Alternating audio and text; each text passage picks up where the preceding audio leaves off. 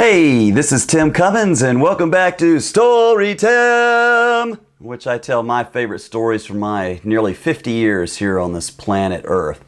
This story takes place at the base of Kilimanjaro in the Amboseli Game Park. I was there with my Aunt Noreen and her friend Joanne, and we were way out in the bush, literally just at the base of Kilimanjaro at the border of Kenya and Tanzania.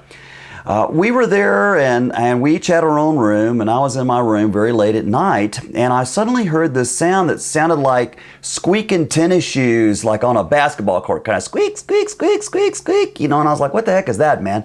Well, immediately I thought it was some kind of a thief or something, so I jumped out of my bed, I ran into the living room area, and I peeked out the living room windows and couldn't really see anything, so I thought, well, maybe I just imagined it. So went back into my bed and laid back down, pulled the covers up, tried to relax again, and then about 5 minutes later I heard this squeak, squeak, squeak again. I'm like, what is this, man? What could this be?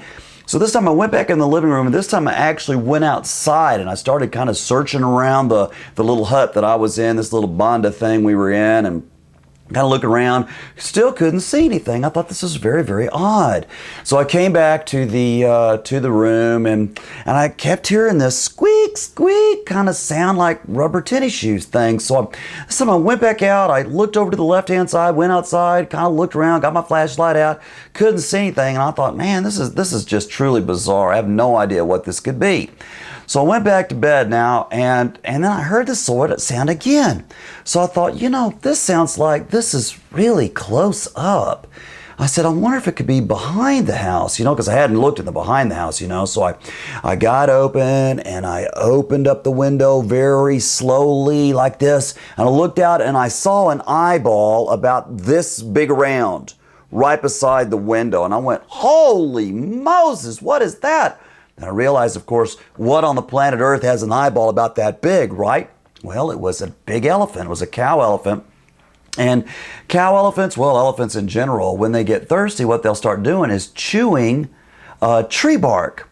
And this elephant was actually chewing the tree that was right outside my window. And the squeaking I was hearing was the sound of those molars slowly grinding up that tree bark.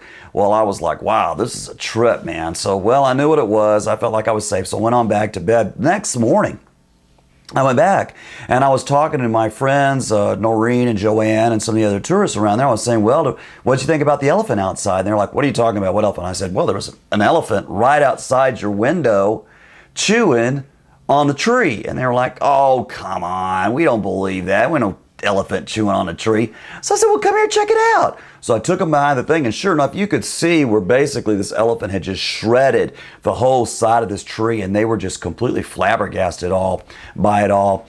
And so you never can tell exactly what's going to be outside your window when you live in Africa. But the amazing thing to me was, out of all those people that were their little huts were around this courtyard, I was the only one that had gotten up to see the night visitor. And that was another Story Tim.